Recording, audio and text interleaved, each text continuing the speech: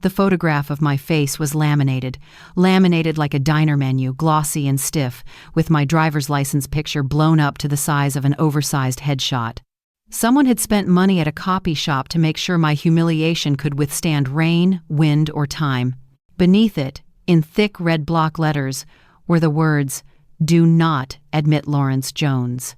I stood frozen at the entrance of the Hudson Valley Country Club on a warm September afternoon, clutching the invitation I had received only 3 weeks earlier. My son Gabriel was getting married today. I had put on my best navy suit, polished my shoes until I could see the sky reflected in them, and straightened the cufflinks my late wife Emily had given me on our 40th anniversary. At 68 years old, I thought I had endured every kind of family drama imaginable. I had buried my wife, raised 2 children, lectured thousands of college students on history, and survived the loneliness of widowhood. But nothing prepared me for this. A young security guard shifted uneasily in front of me. He could not have been more than 25. His crisp white shirt was already damp with sweat. "Sir," he said, avoiding my eyes, "I'm really sorry, but I have strict instructions. You're not on the list." I pointed at the laminated photo taped to the iron gate. "I can see that, son. I suppose this is what passes for a guest list these days?" His ears turned red. I just follow orders." The humiliation struck deeper than any insult I had ever endured. This was no mistake. This was not some mix-up at the reception desk. This was deliberate. Someone had gone out of their way to ensure that when I arrived to watch my only son marry, I would be treated like a trespasser. I pulled out my phone and took a picture of the sign, my hands trembling not from age but from fury. "Tell me," I asked quietly, "do you think this is normal wedding protocol?" The guard swallowed hard. "I don't know, sir." I turned away before he could see the heat rising in my eyes. My chest felt tight, my throat raw, not with sadness but with something far more dangerous: betrayal. Driving back through the winding roads of the Hudson Valley, memories came in waves. For more than 4 decades, Christmas Eve had been spent at my house. No matter what life threw at us, Gabriel always returned home. Until last year, when suddenly Amber's family needed him more. Then Easter slipped away. Then Father's Day. Each holiday handed over like a possession I never meant to give up. When Gabriel announced his engagement, I did not hear it from his lips. I saw it on a Facebook post, the kind of digital announcement strangers use to brag to acquaintances. The caption read, "She said yes, planning forever with my perfect future wife. Perfect." That was Amber Martin in one word: perfect hair, perfect smile, perfect way of making me feel like a relic of the past. I had called Gabriel immediately, swallowing the sting. "Congratulations, son. When's the big day?" He had hesitated, then answered, "September 14th. It'll be small. Just close family and friends." Close family. I had laughed bitterly at the time. Apparently the man who raised him, who paid for his education by teaching night classes and grading papers until his fingers cramped, did not count as close family anymore. Now it was September 14th, 2 o'clock in the afternoon, and I was not simply left off the list. I was blacklisted, photographed, laminated, and publicly shamed. I sat in my car in the country club parking lot, staring at the trees swaying in the late summer breeze. My humiliation began to harden into something colder. Whoever orchestrated this, my son, his fiancée, or both, had not only tried to erase me from their celebration. They had calculated it, spent time and money to make sure I felt the full sting. And that meant they were afraid of something. I scrolled through my contacts until I reached a number I had not dialed in 15 years. Isaac Rodriguez, brother of my late wife Emily. A corporate attorney in Manhattan, sharp as a scalpel, connected in all the right places. My finger hovered over the call button. My hands were no longer shaking from hurt. They shook with resolve. This was not going to end with a laminated photograph on a gate. This was only the beginning.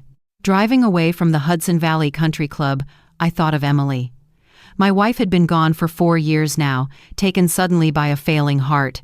She had always been the glue that held us together, the quiet presence that remembered birthdays, insisted on traditions, and kept the storm of life from scattering us into separate directions. After she passed, I told myself that I would step up, that I would be the one to keep our children close. For a time, it worked. Every Christmas Eve for 42 years, Gabriel had come home. First as a child clutching toy soldiers, then as a teenager rolling his eyes at carols, later as a man carrying gifts for his own friends and partners. But always, he was there. He was my constant. The smell of pine, the sound of carols on the old radio, and Gabriel sitting at the dining table with a grin that was my Christmas. Until last year. The call came on the 20th of December. "Dad," he said, his voice full of false cheer, "Amber's parents have this huge tradition. They really want us there for Christmas Eve. We'll come by on Christmas Day instead." I had swallowed the lump in my throat and told him it was fine. But it was not fine. I sat alone that night, staring at the empty chair where he should have been. 42 years of tradition, erased in a single sentence. Easter followed the same pattern. Amber's family, again, had plans. Then Father's Day. I received a text with a photograph of Gabriel grilling in their backyard in Connecticut, Amber on his arm, both smiling like magazine models. "Happy Father's Day, Dad. We'll celebrate soon." We never did. Mother's Day was the final blow. It had always been a complicated day since Emily's death, but Gabriel had promised we would spend it together. Instead, he called to say they were too busy planning the wedding. "Amber's particular about her vision," he explained, his voice distant. "She wants everything perfect. Her vision, not theirs, hers." That was the moment I began to understand. I was not being gently set aside because of scheduling conflicts. I was being replaced, piece by piece, holiday by holiday. My role as father, mentor, and anchor was being whittled down to an inconvenient obligation. When the engagement came, I expected at least a phone call. Instead, I saw it splashed across Facebook. A photograph of Amber, hair shining like a commercial, her hand raised to show off a diamond ring large enough to blind the camera flash. Gabriel's caption read, "She said yes. Planning forever with my perfect future wife." Perfect. The word mocked me from the glowing screen. Perfect hair, perfect smile, perfect way of erasing me from my own son's life. I called him immediately. "Congratulations, son," I said, forcing warmth into my tone. "When's the big day?" "September 14th, he replied after a pause. I could hear Amber in the background, coaching his words like a director feeding lines to an actor. "It'll be small. Just close family and friends." Close family. I stared at the wall of my study as if the paint might peel back and reveal Emily, rolling her eyes the way she used to when Gabriel tried to skirt the truth. I had raised that boy alone after she passed, worked late nights grading essays and delivering lectures so that he could finish college without debt. If that did not qualify as close family, what did? I had offered to help with planning, though I already knew the answer. "Amber's got it handled," he said quickly. "She's very particular about her vision." There it was again, her vision, always hers. 3 weeks before the ceremony, the invitation arrived. It was not hand-delivered with joy, not even mailed with a note. It slid through my mailbox between a pizza coupon and the electric bill. The envelope was addressed in neat, looping calligraphy, "Mr. Lawrence Jones and guest." Guest. As though I were some distant cousin dragged onto the list out of obligation. The woman who had never spent a holiday with me was already assuming I needed a companion. Emily would have laughed at the absurdity. I did not. I should have recognized it for what it was, a warning. But I told myself that family mattered, that my son would never allow anyone to treat his father like a stranger. I dressed in my best suit, drove to the country club, and walked straight into humiliation. Now, alone in my car, the weight of those lost holidays pressed down on me like a stone. I thought of the Christmas tree standing in my living room last year, its lights twinkling for no one. I thought of the Father's Day card I had bought myself because Gabriel had forgotten. I thought of the photograph taped to the country club gate, the red letters screaming that I was no longer welcome in my own son's life. But beneath the grief, something else stirred. Anger. Determination. This was no series of small accidents, no gradual drifting apart. This was deliberate, orchestrated, calculated.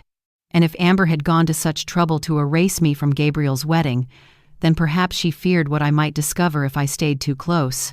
I put the car in gear and headed south, toward the city lights of Manhattan. I knew someone there who owed me a favor, someone who would understand the game that was being played. Isaac Rodriguez, my brother-in-law, Emily's brother, a corporate attorney with a reputation for slicing through deception like a surgeon with a scalpel. It was time to find out who Amber Martin really was. Driving away from the Hudson Valley Country Club, I thought of Emily. My wife had been gone for 4 years now, taken suddenly by a failing heart. She had always been the glue that held us together, the quiet presence that remembered birthdays, insisted on traditions, and kept the storm of life from scattering us into separate directions. After she passed, I told myself that I would step up, that I would be the one to keep our children close. For a time, it worked. Every Christmas Eve, for 42 years, Gabriel had come home. First as a child clutching toy soldiers, then as a teenager rolling his eyes at carols, later as a man carrying gifts for his own friends and partners. But always, he was there. He was my constant. The smell of pine, the sound of carols on the old radio, and Gabriel sitting at the dining table with a grin that was my Christmas. Until last year. The call came on the 20th of December. "Dad," he said, his voice full of false cheer, "Amber's parents have this huge tradition. They really want us there for Christmas Eve. We'll come by on Christmas Day instead." I had swallowed the lump in my throat and told him it was fine, but it was not fine. I sat alone that night, staring at the empty chair where he should have been. 42 years of tradition, erased in a single sentence. Easter followed the same pattern. Amber's family again had plans. Then Father's Day. I received a text with a photograph of Gabriel grilling in their backyard in Connecticut, Amber on his arm, both smiling like magazine models. "Happy Father's Day, Dad. We'll celebrate soon." We never did. Mother's Day was the final blow. It had always been a complicated day since Emily's death, but Gabriel had promised we would spend it together. Instead, he called to say they were too busy planning the wedding. Amber's particular about her vision, he explained, his voice distant. She wants everything perfect. Her vision. Not theirs. Hers. That was the moment I began to understand. I was not being gently set aside because of scheduling conflicts. I was being replaced, piece by piece, holiday by holiday. My role as father, mentor, and anchor was being whittled down to an inconvenient obligation. When the engagement came, I expected at least a phone call. Instead, I saw it splashed across Facebook. A photograph of Amber, hair shining like a commercial, her hand raised to show off a diamond ring large enough to blind the camera flash. Gabriel's caption read, "She said yes, planning forever with my perfect future wife." Perfect. The word mocked me from the glowing screen. Perfect hair, perfect smile, perfect way of erasing me from my own son's life. I called him immediately. "Congratulations, son," I said, forcing warmth into my tone. "When's the big day?" "September 14th, he replied after a pause. I could hear Amber in the background, coaching his words like a director feeding lines to an actor. "It'll be small. Just close family and friends." Close family. I stared at the wall of my study as if the paint might peel back and reveal Emily, rolling her eyes the way she used to when Gabriel tried to skirt the truth. I had raised that boy alone after she passed, worked late nights, grading essays and delivering lectures so that he could finish college without debt. If that did not qualify as close family, what did? I had offered to help with planning, though I already knew the answer. "Amber's got it handled," he said quickly. "She's very particular about her vision." There it was again, her vision, always hers. 3 weeks before the ceremony, the invitation arrived. It was not hand-delivered with joy, not even mailed with a note. It slid through my mailbox between a pizza coupon and the electric bill. The envelope was addressed in neat, looping calligraphy. Mr. Lawrence Jones and guest. Guest. As though I were some distant cousin dragged onto the list out of obligation. The woman who had never spent a holiday with me was already assuming I needed a companion. Emily would have laughed at the absurdity. I did not. I should have recognized it for what it was, a warning. But I told myself that family mattered, that my son would never allow anyone to treat his father like a stranger. I dressed in my best suit, drove to the country club, and walked straight into humiliation. Now, alone in my car, the weight of those lost holidays pressed down on me like a stone. I thought of the Christmas tree standing in my living room last year, its lights twinkling for no one. I thought of the Father's Day card I had bought myself because Gabriel had forgotten. I thought of the photograph taped to the country club gate, the red letters screaming that I was no longer welcome in my own son's life. But beneath the grief, something else stirred. Anger. Determination. This was no series of small accidents, no gradual drifting apart. This was deliberate, orchestrated, calculated. And if Amber had gone to such trouble to erase me from Gabriel's wedding, then perhaps she feared what I might discover if I stayed too close. I put the car in gear and headed south, toward the city lights of Manhattan. I knew someone there who owed me a favor, someone who would understand the game that was being played. Isaac Rodriguez, my brother-in-law, Emily's brother. A corporate attorney with a reputation for slicing through deception like a surgeon with a scalpel. It was time to find out who Amber Martin really was. Isaac closed his laptop, the city skyline reflecting in his glasses. For a long moment he simply sat there, tapping a pen against his legal pad. Then he said something that made the air in the room feel heavier. "Lawrence, I ran a check through some insurance databases I still have access to. Amber has taken out a policy on your life." My stomach lurched. "A policy? On me?" He nodded grimly. "Yes. $4 million, issued 3 months ago. Beneficiary, Gabriel Jones. Secondary beneficiary, Amber Martin." The words struck like a hammer. 4 million. More money than I had ever seen, more than all my years of teaching and saving could produce. I owned my home in New Jersey, a place valued at around $2.5 million. I had a retirement account, some savings, a modest pension from the university, enough to live comfortably, not extravagantly, but certainly not enough to make me a target, or so I had believed. "How could she even take out a policy on me?" I asked, my voice raw. "Don't they need medical records? Proof of consent?" Isaac leaned forward, folding his hands. "Exactly. Which means either Gabriel gave her access to everything, or he signed documents on your behalf. Insurance companies can be sloppy when a family member provides information. They see a son signing, and they don't ask too many questions." I gripped the armrest of the chair until my knuckles ached. "You're saying my own son handed her the keys to my life?" "I'm saying he either knows what she's doing and went along with it, or she manipulated him into believing it was smart planning. Either way, it puts you in grave danger." The word danger echoed in my mind. I was a retired professor, a widower, a man who spent evenings reading history books and watering the garden. Danger was not supposed to be part of my vocabulary. And yet here I was, staring at the possibility that my only son was part of a conspiracy that placed a dollar amount on my life. "What do I do?" I whispered. Isaac's expression softened slightly.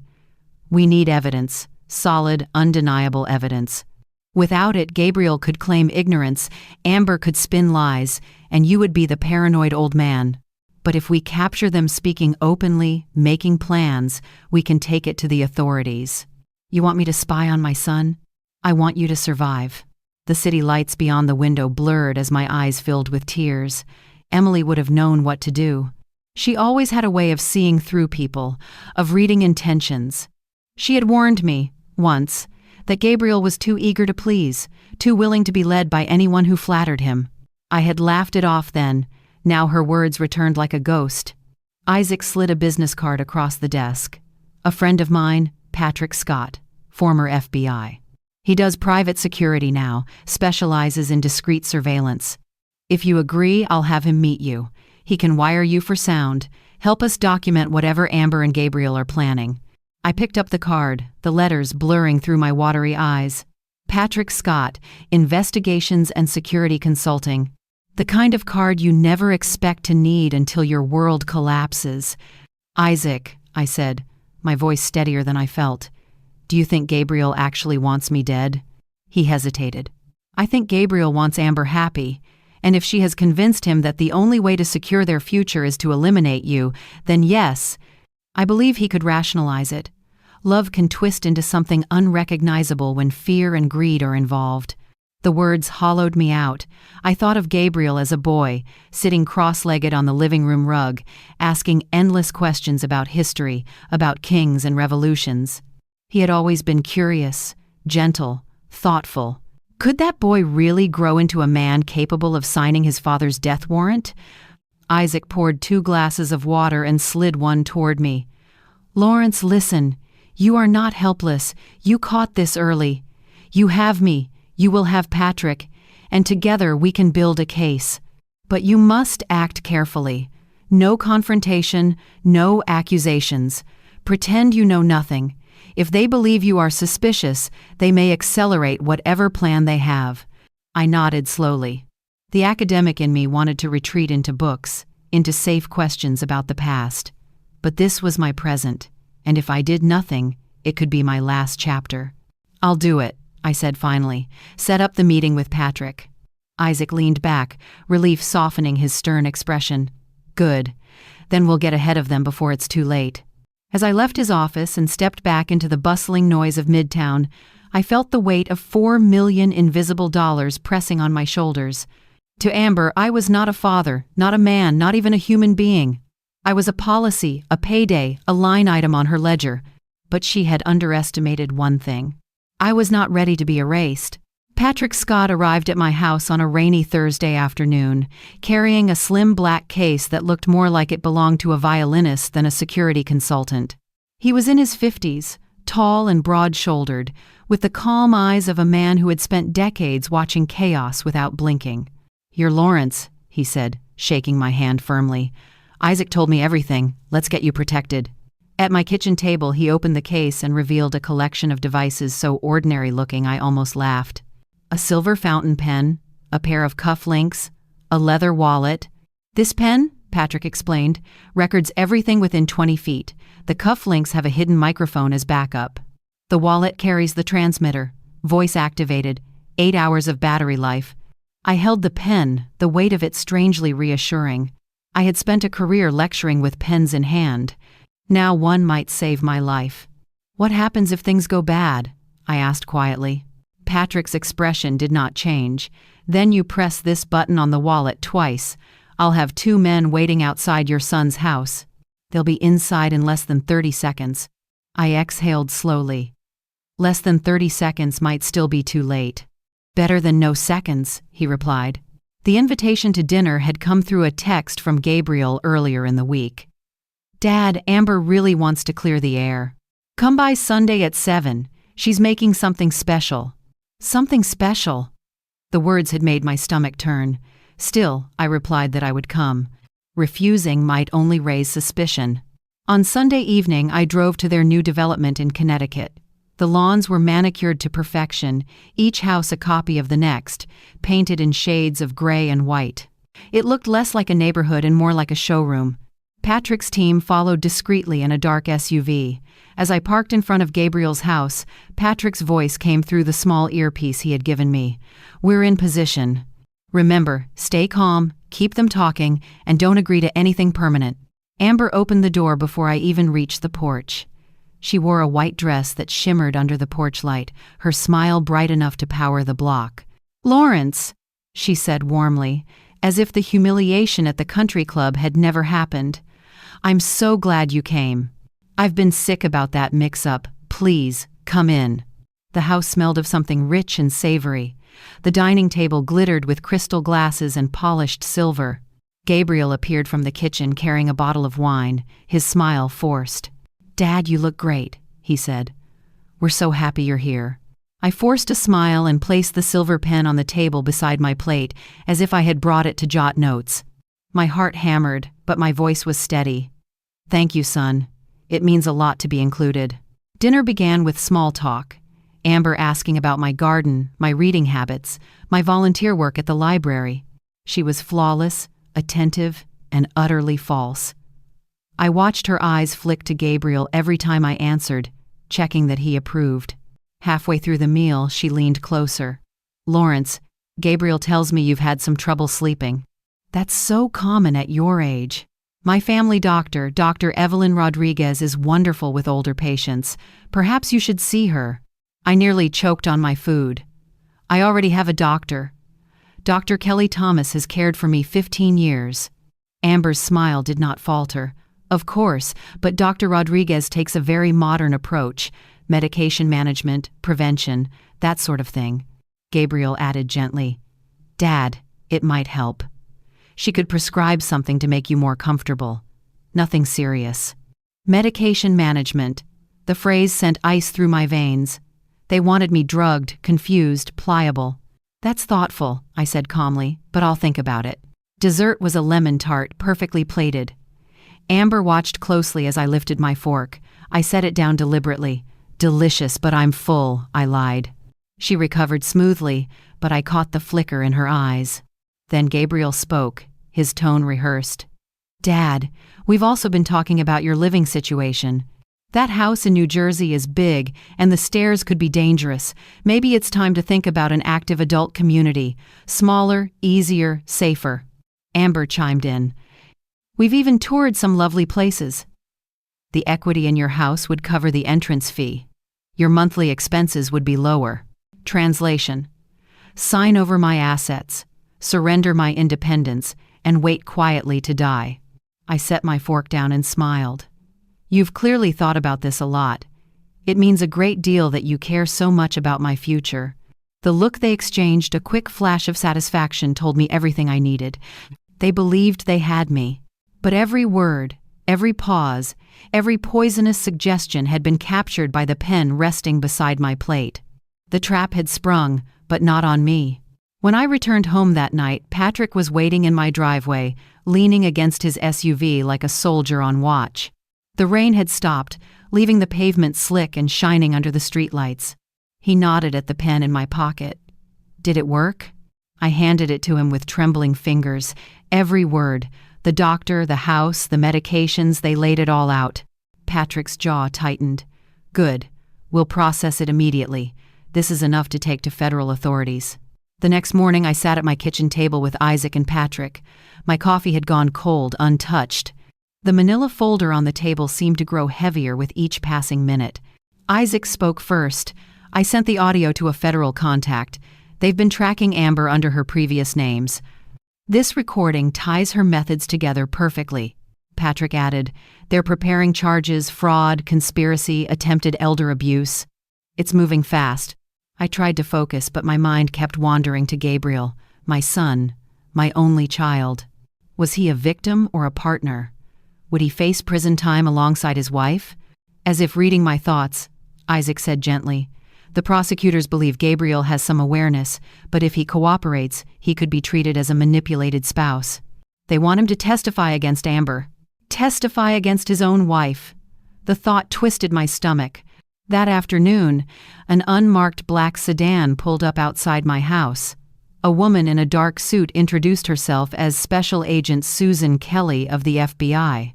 She spoke with brisk efficiency, her notebook already open. Mr. Jones, thank you for your courage. We've been circling Amber Martin for years. Your recording is the missing piece. With your consent, we'll move forward with arrests within 48 hours. I swallowed hard. And Gabriel? Agent Kelly's eyes softened. We believe your son signed documents on her instruction. If he cooperates, he could face reduced charges. But Mr. Jones, you need to prepare yourself. His loyalty to Amber may be stronger than you think. Her words carved into me like a knife. That night my phone buzzed with a message from Gabriel. Dad, thank you for coming. Amber really wants to make things right. Let's meet tomorrow at our house for dinner. She's planning something special. Something special again. The phrase felt like a noose tightening. I called Patrick immediately. They've invited me back. Tomorrow night. Patrick's voice was firm. Do not go alone. If you agree to dinner, we'll be wired in, every angle covered. This is the moment we catch them red-handed. I hesitated. If they're planning something immediate? That's exactly why we need to be there, he interrupted. You've already survived the setup once. This time, we'll control the board. The following evening, I drove again to Connecticut. My hands shook on the steering wheel, but my resolve was steady. The SUV with Patrick's men followed close behind. Amber greeted me at the door with the same dazzling smile, as if nothing had happened. Gabriel stood behind her, his expression unreadable. Dinner unfolded with rehearsed charm. Amber asked about my health, my finances, my routines. Gabriel nodded at all the right moments. But I noticed something new. Gabriel's eyes flickered hesitation, maybe guilt. When Amber praised his promotion, he barely smiled. When she suggested I sign over my house for safety, his fork froze halfway to his mouth. I recognized the look. My son was cracking. Halfway through dessert, my phone vibrated in my pocket, a coded buzz Patrick's signal. The FBI was ready. Amber poured me another glass of wine, her voice sugar-sweet.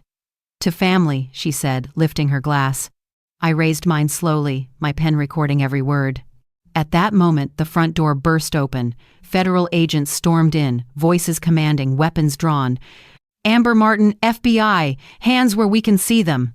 Amber's glass shattered on the floor. Gabriel went pale, frozen in his chair. Amber recovered first, her smile snapping back like a mask. "This is a mistake," she began, but the agents were already cuffing her hands behind her back. One turned to Gabriel. "Mr. Jones, you're not under arrest at this moment, but you need to come with us." Gabriel's wide eyes found mine. For the first time in months, he looked like my boy again, scared, lost, desperate for guidance. And in that instant, I realized the next battle would not be about Amber at all. It would be about saving my son's soul. The courthouse in downtown Manhattan smelled faintly of old wood and strong coffee. I had been there once before for jury duty, but this time the stakes were infinitely higher. Amber Martin sat at the defense table in a navy suit, her blonde hair pulled neatly back, her expression cool and detached. She looked more like a corporate executive than the woman who had plotted my death. Gabriel sat behind the glass partition reserved for cooperating witnesses. His shoulders sagged, his hands folded tightly in his lap. He looked less like my ambitious son and more like a boy awaiting punishment in the principal's office. Special Agent Susan Kelly led me to a quiet room before my testimony. She spoke calmly, but her eyes carried steel. "Mr. Jones, today your words matter. The jury needs to hear how Amber isolated you, how Gabriel changed under her influence. Speak plainly. Let them see the father, not just the victim." I nodded, clutching the small Bible they had given me for the oath. For years I had lectured to classrooms of restless students, but stepping into that witness box made my knees shake. The prosecutor began gently. "Mr. Jones, please tell the court what you experienced on the evening of the dinner with your son and his wife." I described the table, the food, the careful conversation. I repeated Amber's suggestion about medication management, about senior communities, about liquidating my home. I kept my voice steady, letting the words land without embellishment. Then came the recording. The jury leaned forward as the audio played through the speaker's. Amber's silky voice, Gabriel's uneasy assent, the coded concern about my forgetfulness. My pen had captured it all. When the clip ended, the courtroom was silent. One juror wiped at her eyes. The defense attorney rose, slick and confident. "Mr. Jones, isn't it true that your son has always looked out for you? Isn't it possible these conversations were simply the concern of a loving family?" I met his gaze. A loving family does not ban a father from his only son's wedding. A loving family does not take out a $4 million life insurance policy without his knowledge, and a loving family does not plot to drug him into confusion. The attorney sat down, his confidence dimmed. The following day, Gabriel took the stand. My breath caught as he raised his hand to swear the oath. His voice shook as he began. "At first, I believed Amber cared for me," he said. "She told me my father had controlled me, that I needed to step out of his shadow. I thought she was helping me. But then she started asking about his health, his finances, his habits. She pushed me to sign insurance papers. She said it was just smart planning. I wanted to believe her." He paused, glancing toward me. But I knew something was wrong. I saw how she spoke about him, how she wanted him out of the way. I was too weak to stop it, and for that I am ashamed. The prosecutor asked, "Did Amber instruct you to isolate your father?" "Yes," Gabriel admitted. "She told me to spend holidays with her family instead. She said it was the only way to build a future without interference. And when I resisted, she reminded me of the policy. She said once it paid out, we could live anywhere, free and secure." A murmur rippled through the courtroom. Gabriel's confession was raw, unpolished, painfully human. When court adjourned for the day, I found myself standing near him in the hallway. Federal agents hovered, ready to escort him away, but for a moment it was just father and son. "Dad," Gabriel whispered, his eyes wet. "I'm sorry. I don't expect you to forgive me, but I want you to know I'm telling the truth now.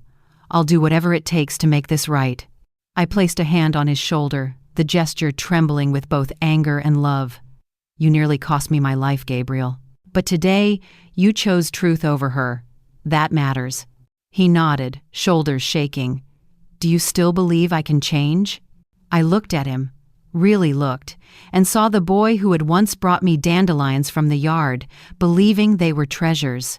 "Yes," I said quietly, "but it will take time. And work. A lifetime of work." That night, back in my small New Jersey home, I sat at the kitchen table staring at Emily's photograph. "Our boy finally spoke," I whispered. "Maybe there's hope yet." But hope did not erase the reality. Amber still faced the jury, and the verdict was not yet in. The choice had been Gabriel's to testify. Soon it would be 12 strangers' choice to decide whether the woman who nearly destroyed us would spend the rest of her life behind bars. The final morning of the trial dawned gray and heavy, the kind of sky that seemed to press down on the courthouse steps. I arrived early, Patrick at my side, Isaac close behind. We spoke little. Words felt unnecessary in the charged silence. Inside, the courtroom filled quickly. Reporters lined the back row, their pens ready to capture the fall of the so-called Black Widow. Amber Martin sat at the defense table, poised as ever, her lips curved in a faint smile as if she believed she could still charm her way free. Gabriel sat apart, head bowed, the weight of his testimony still etched across his face. The judge entered, and the jury filed in. 12 ordinary citizens who had spent weeks listening to recordings, reviewing documents, and watching Amber's mask slip piece by piece. Their faces were solemn, unreadable. The clerk stood. "On the charge of conspiracy to commit fraud, how do you find the defendant?" The forewoman rose. "Guilty." The words struck the room like a bell. "On the charge of attempted elder abuse?" "Guilty." My hands clenched together, pulse hammering in my ears. "On the charge of insurance fraud?" "Guilty." And finally, on the charge of attempted murder of Lawrence Jones? The pause felt eternal. Then the forewoman spoke firmly. "Guilty." A collective exhale swept through the courtroom. Amber's smile vanished, replaced by a flash of rage so pure it chilled me to the bone. For the first time, I saw the predator without disguise. Sentencing came a week later. The judge, a silver-haired woman with a voice like stone, addressed Amber directly. "You have exploited grief, twisted love, and turned marriage into a weapon. You targeted families at their most vulnerable moments. This court sentences you to life in federal prison without the possibility of parole." Amber did not flinch. She stared straight ahead, her eyes cold, her future sealed. Then came Gabriel's turn. Because he had cooperated fully, testified against Amber, and provided critical documents, the prosecutor recommended leniency. The judge agreed, sentencing him to 2 years in a minimum security facility, followed by 3 years of supervised probation. When Gabriel was led away, he looked back once. Our eyes met, and though my heart ached, I gave him a small nod. It was not forgiveness in full, but it was a beginning. Life after the trial felt both strange and oddly quiet. Reporters called, neighbors gossiped, strangers recognized me in grocery stores.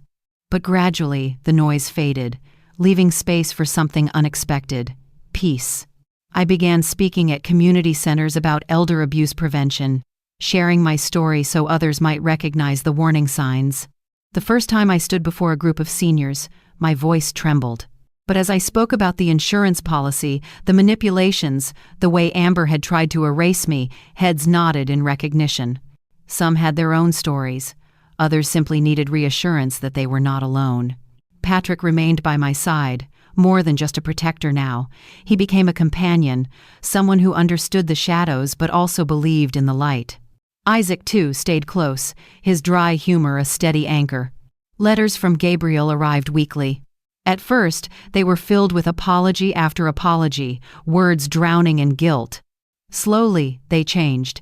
He began writing about the books he read, the classes he took, the counseling sessions that forced him to confront his choices. His handwriting steadied, his tone shifted. I began to glimpse the son I once knew.